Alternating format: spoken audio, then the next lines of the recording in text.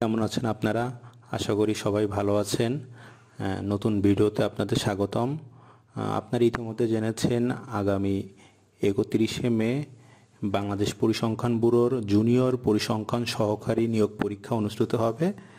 তা আমি আপনাদের 2021 সালে অনুষ্ঠিত জুনিয়র পরিসংখ্যান সহকারী নিয়োগ পরীক্ষার প্রশ্নটি সলভ করে দেখাবো। সাথেই থাকুন। দেখুন, এই পরীক্ষাটা অনুষ্ঠিত হয়েছিল 30শে অক্টোবর 2021 সালে এবং পূর্ণমান ছিল 80, মানে 80 মার্কের পরীক্ষা হয়েছিল। তাহলে দেখি আমরা প্রশ্নগুলো কেমন ছিল। দেখেন, 1 নম্বর প্রশ্ন কী ছিল? সুশিক্ষিত লোক মাত্রই স্বশিক্ষিত, উক্তিটি কার? উত্তর হবে প্রমথ চৌধুরী। যে শুনেই মনে রাখতে পারে তাকে এক কথায় কি বলে? উত্তর হবে শ্রুতিধর। 3 নম্বর প্রশ্নটা দেখেন, উপর্যুক্ত শব্দটির অর্থ কি? উপরে উল্লেখিত। এটা খুব গুরুত্বপূর্ণ একটা কোশ্চেন। উপর্যুক্ত শব্দটির অর্থ কি? উপরে উল্লেখিত। হাতকড়া দ্বারা কি বোঝানো হয়েছে? হাতকড়া অর্থ বোঝানো হয় পটানো। আচ্ছা, 5 নম্বর কোশ্চেনটা দেখেন, খাতক শব্দের বিপরীত শব্দ কোনটি? উত্তর হবে মহাজন। খাতকের বিপরীত শব্দ মহাজন। 6 নম্বর কোশ্চেন, একটি অপূর্ণ বাক্যের পরে অন্য একটি বাক্যের অবতারণা করতে হলে কোন জ্যোতিচিহ্নের ব্যবহার করা হয়? উত্তর হবে কোলন। অপরিণত অর্থে কাঁচা শব্দের ব্যবহার কোনটি? অপরিণত অর্থে কাঁচা শব্দের ব্যবহার কোনটি? উত্তর হবে কাঁচা বয়স। মাথা দেওয়া শব্দের অর্থ কি? মাথা দেওয়া অর্থ দায়িত্ব গ্রহণ। পরীক্ষায় সফল হও এটি কোন ধরনের বাক্য? এটি ইচ্ছাসূচক বাক্য। 10 নম্বর কোশ্চেনটা দেখেন, গৃহহীন চিরদিন থাকে পরাধীন। নিম্নলিখিত শব্দটি কোন কারকের কোন বিভক্তি? এটি হবে কর্তৃকারকের শূন্য। দেখেন, এখানে গৃহহীনের নিচে দাগ রয়েছে, তার মানে কে চিরদিন থাকে পরাধীন। এখানে কে দ্বারা প্রশ্ন করলে যে উত্তর পাওয়া যায় সেটা হয় হচ্ছে কর্তৃকারক, তার মানে এখানে উত্তর হবে কর্তৃকারক। আচ্ছা, 11 নম্বর কোশ্চেনটা দেখেন। 11 নম্বর কোশ্চেনটা কি বলা হয়েছে? যারা দেশের ডাকে সাড়া দিতে পারে তারাই তো সত্যিকারের বীরপুরুষ। এখানে তারাই কোন পদ? এখানে তারাই হলো সর্বনাম পদ। কেন? কারণ আমরা জানি সর্বনাম পদ কাকে বলে। সর্বনাম পদ হলো বিশেষ্য পদের বিপরীতে যদি কোনো পদ বসে সেটা হচ্ছে সর্বনাম পদ। এখানে তারাই বলতে কাদের বোঝানো হয়েছে? যারা দেশের ডাকে সাড়া দেয় তাদেরকে বোঝানো হয়েছে, তার মানে এটা হচ্ছে সর্বনাম পদ। আচ্ছা, 12 নম্বর কোশ্চেনটা দেখেন, কোনটি বহুব্রীহি সমাসের উদাহরণ? কোনটি বহুব্রীহি সমাসের উদাহরণ? উত্তর হবে পীতাম্বর। 13 নম্বর কোশ্চেনটা দেখেন, কবিতা শব্দের বহুবচন কোনটি? কবিতা শব্দের বহুবচন কবিতা গুচ্ছ। নিচের কোনটি তারিখবাচক শব্দ? উত্তর হবে 21। 21 হলো তারিখবাচক শব্দ। রাজ্ঞী এর সন্ধিবিচ্ছেদ কোনটি? রাজ্ঞী এর সন্ধিবিচ্ছেদ হবে কোনটা? রাজ যোগ নি, মানে রাজ্ঞী। আচ্ছা, 16 নম্বর কোশ্চেনটা দেখি আমরা। বাংলাদেশের মুক্তিযুদ্ধ নিয়ে লেখা উপন্যাস রাইফেল রোটি আওরাত এর রচয়িতা কে? আনোয়ার পাশা। এটা খুব গুরুত্বপূর্ণ একটা কোশ্চেন। শুদ্ধ বানান কোনটি? এখানে 4টার মধ্যে শুদ্ধ বানান কোনটি? এটা হচ্ছে শুদ্ধ, পরশি পয় দীর্ঘি লরসি কয়েকার পিপিলিকা। আচ্ছা, 18 নম্বর কোশ্চেন দেখেন, বীরবল কার ছদ্মনাম? প্রমথ চৌধুরী। এটা আমরা জানি, এটা খুব গুরুত্বপূর্ণ একটা কোশ্চেন। আচ্ছা, চাঁদের সমর্থক শব্দ নয় কোনটি? এখানে নয় বলেছে, এখানে হবে সবিতা, কারণ সবিতাবাদে বাকি সবগুলো অর্থই কিন্তু বোঝায় চাঁদ।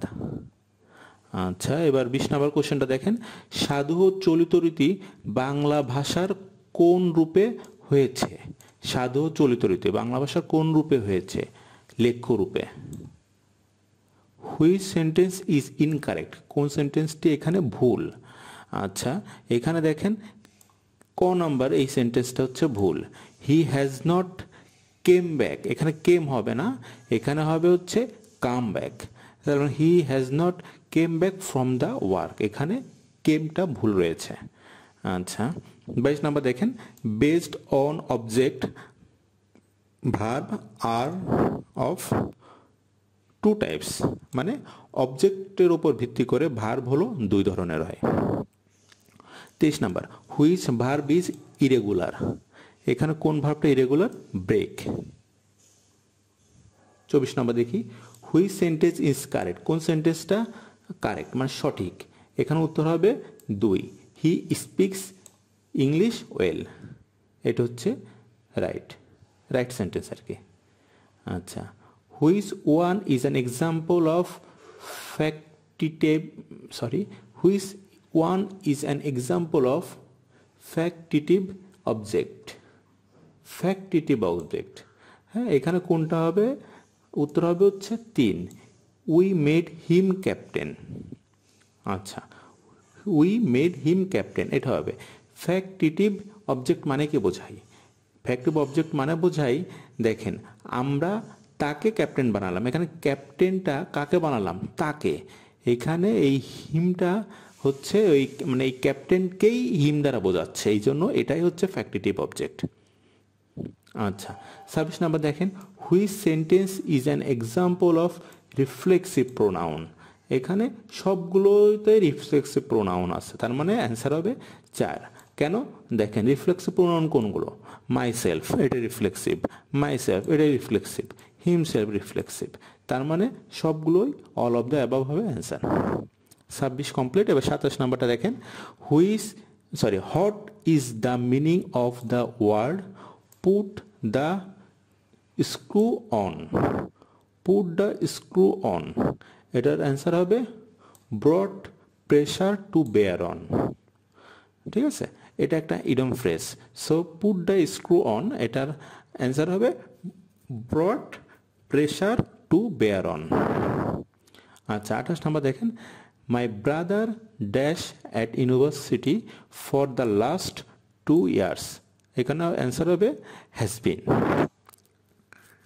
29 নাম্বার দেখেন সিনোনিম অফ লিম্পিড এটা অ্যান্সার হবে ট্রান্সপারেন্ট লিম্পিড মানে কি লিম্পিড মানে হচ্ছে স্বচ্ছ তারপরে ট্রান্সপারেন্ট হবে এখানে হচ্ছে সিনোনিম মানে স্বচ্ছ আচ্ছা অ্যাডেপ্ট এর মিনিং কি অ্যাডেপ্ট মানে প্রফিশিয়েন্ট মানে কি দক্ষ অ্যাডেপ্ট মানে বলা হয় দক্ষ তার মানে উত্তর হবে প্রফিশিয়েন্ট আচ্ছা 30 কমপ্লিট এবার 31 নাম্বারটা দেখেন which word is correctly spelled কোন শব্দটা এখানে সঠিক রয়েছে মানে বানানটা সঠিক রয়েছে এখানে উত্তর হবে ক আইডিও সাইন ক্রেসি হ্যাঁ এটা ভালোভাবে দেখবেন এটা ভালো গুরুত্বপূর্ণ একটা কোশ্চেন এবং এটা হচ্ছে সঠিক রয়েছে আচ্ছা এবার 32 দেখেন which word does not match with the other words কোন ওয়ার্ডটা অন্য অন্য ওয়ার্ডের সাথে ম্যাচ করে না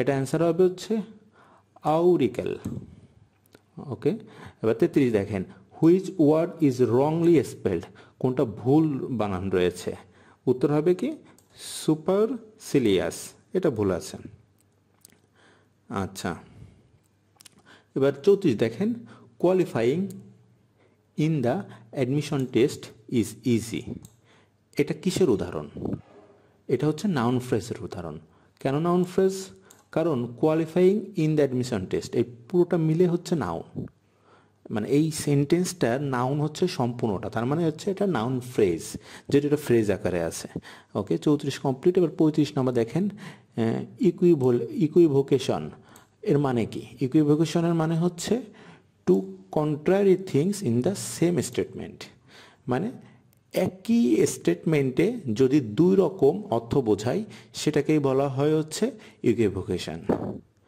আচ্ছা কালডিস্যাক মিন্স ডেড এন্ড এটা একটা বিসিএস এর কোশ্চেন খুব গুরুত্বপূর্ণ একটা কোশ্চেন কাইন্ডস অফ সেন্টেন্স, মানে সেন্টেন্স কয় প্রকার? 5 প্রকার। ম্যানিফেস্টেশন মিন্স প্রেজেন্টেশন, মানে উপস্থাপনা।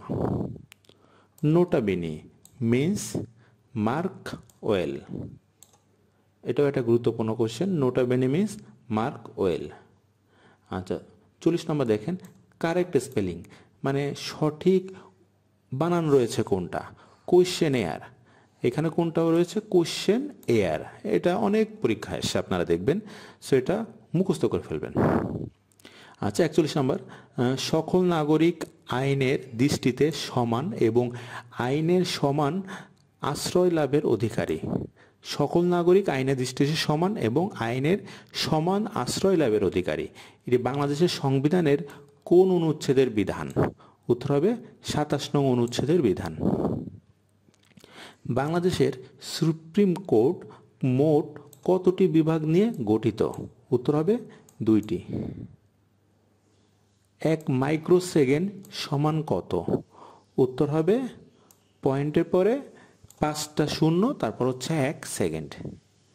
আচ্ছা 43 নম্বর কোশ্চেন কমপ্লিট। এবার 44টা দেখেন, অপটিক্যাল মার্ক রিডার বা ওএমআর আলোর কোন নীতির ভিত্তিতে কাজ করে? আলোর প্রতিফলনের উপর ভিত্তিতে। আচ্ছা 45 নম্বর দেখেন, কোনটি মাল্টিমিডিয়া সফটওয়্যার? উত্তর হবে এমএস পাওয়ার পয়েন্ট, এটা হচ্ছে মাল্টিমিডিয়া সফটওয়্যার। আচ্ছা স্টিফেন হকিং একজন কি ছিলেন? পদার্থবিজ্ঞানী। ম্যানগ্রোভ কি?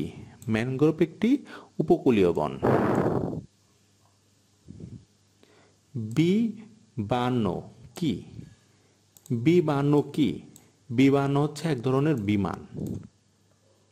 বিশিষ্টগণের মধ্যে বিমান বাহিনী কয়জন ছিল? 1 জন। বাংলাদেশকে স্বীকৃতিদানকারী প্রথম আরব দেশ কোনটি? ইরাক। এটা আমরা জানি, এটা খুবই গুরুত্বপূর্ণ একটা কোশ্চেন। আয়তনে বাংলাদেশের বড় জেলা কোনটি? পার্বত্য রাঙামাটি।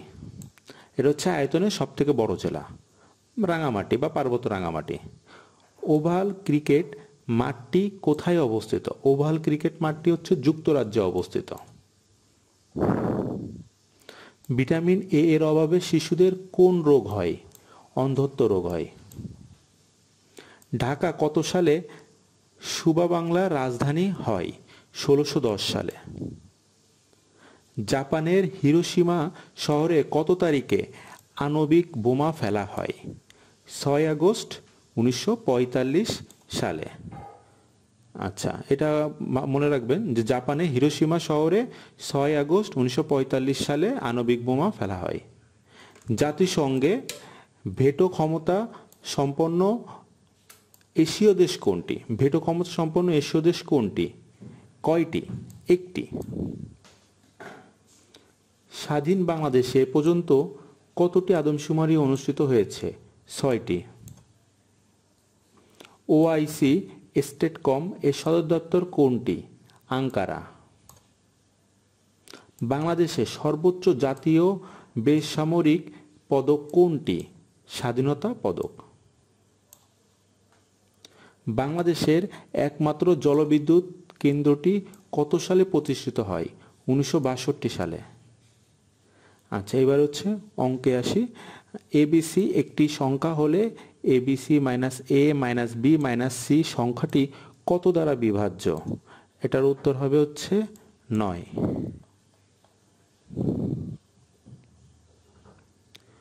2/3, 4/9, 1/6 এর লসাগু কত? এর লসাগু আপনারা করবেন, করে দেখবেন যে উত্তর হবে 1/18।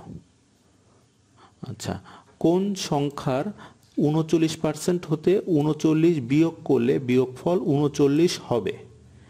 আচ্ছা 200। দুইটি সংখ্যার গুণফল 3380 এবং গসাগু 13 হলে তাদের লসাগু কত? উত্তর হবে 260। একটি সংখ্যা 220 থেকে যত বড় 490 থেকে তত ছোট, সংখ্যাটি কত?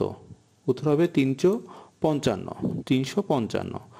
আচ্ছা 66 নম্বর দেখেন, 8টি সংখ্যার গড় 8, প্রত্যেকটি সংখ্যা হতে 2 বিয়োগ করলে নতুন সংখ্যাগুলো গড় কত হবে?